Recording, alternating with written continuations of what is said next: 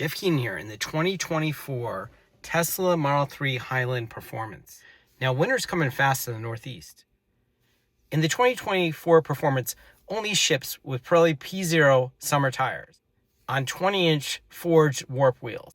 Now, where I am in Connecticut, it only snows a few times a year, but it does get cold, below 20 degrees. And these Pirelli P0 tires will start to lose traction below 40 degrees, and below 20 degrees they can actually crack just standing still. But the main problem is potholes will start opening up, and the colder these tires get, the less pliable they are, and the first time you hit a pothole you could blow out one sidewall or maybe even two. So today I'm going to switch out these 20-inch warp wheels for my set of 18-inch T-Sport line Arachnid wheels with Michelin Pilot Sport All-Season 4s. Now, the Pilot Sport All-Season is a great all-around tire, and it will even do well in snow and ice. It's also a good performance tire. It's even fitted as stock on the C8 Corvette. Also, the tread wear on the Michelins is almost twice that of the Pirellis. Now, you could go with a set of winter tires that are designed for snow and ice, but the problem is those aren't going to handle very well on dry pavement, and the efficiency isn't going to be great. With the Michelin Pilot Sport All Season, I'm going to sacrifice a little bit of snow and ice handling for better dry conditioning handling in the winter.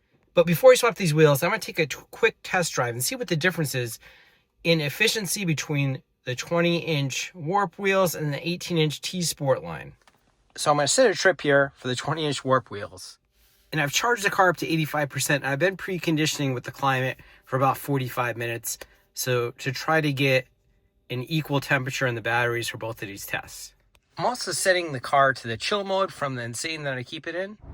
And this drive will be a mixture of country back roads and highway, probably about 50-50. And I'll try to take it easy on the acceleration. And I've inflated the 20-inch tires to 42 PSI. And for the highway portion of this test, I'm going to keep it at 70 miles per hour. There's an 8-mile-an-hour wind with the new Tesla weather app. Okay, so I completed the 23-mile test loop, and I averaged 289 watt hours per mile, and I went from 85 to 75, so I used 10% of the battery.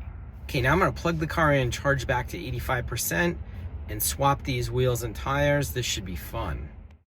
Removing the center caps on the warp wheel is a little tricky. You still need this little removal tool, and you put it as shown in the picture and pull out, and they pop right off. To safely lift the Model 3 Highland, you're going to need a set of these jack pucks and a super low profile floor jack. Highland Performance is lower than the previous generation. You need a torque wrench with a 21mm socket and an extension. You don't scratch the wheels. Torque the lug nuts to 129 foot-pounds. Now, the stock Tesla 18-inch wheels will not clear the performance calipers, but these T-Sport line rims will. If you notice, the Michelin Pilot Sport All Season has some curb protection for the wheels. The rubber sticks out further than the wheel, so it's harder to scratch your wheels. Also, the Tesla rotors have this fixing bolt that will interfere with most rims. T-Sport lanes have a pocket cut out so they'll fit over that bolt. So I'm going to reset my wheel size in the service menu. All right, so I got these wheels mounted up. You can see the rubber's much thicker on these to absorb those potholes, and they still fill the fenders pretty well. Okay, so wheels swapped, lug nuts torqued, tire pressure set to 42 PSI. Okay, I reset my trip. Let's take it for a ride in the same test loop.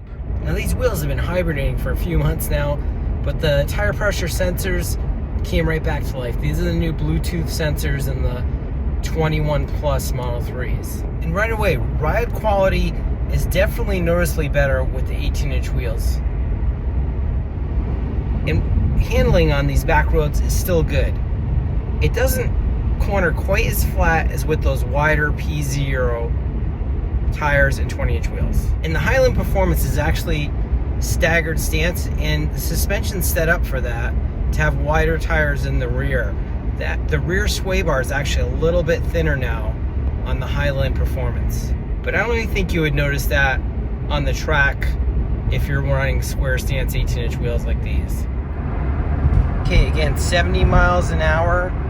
Temperatures within 1 degree as it was before. And we got 8 miles an hour wind still. Okay, I'm back from the test loop with the 18-inch T-Sportline wheels, and I averaged 266 watt-hours per mile, and I'm at 76% state of charge. So there you go. With this test, I estimate you get about 24 additional miles by switching from the 20-inch Pirelli P0s to the 18-inch Michelin Pilot Sport All Season, and mixed driving between 50 and 70 miles an hour. You won't have to worry so much about those potholes. And the wheels will easily clear the calipers on the Highland Model 3 Performance. And the nice thing about T-Sportline is they'll mount the tires of your choice on the wheels of your choice with the Tesla tire pressure monitoring system and ship them right out to you. Remember to like and subscribe for more videos about Tesla, Rivian, Wi-Fi, and tech products.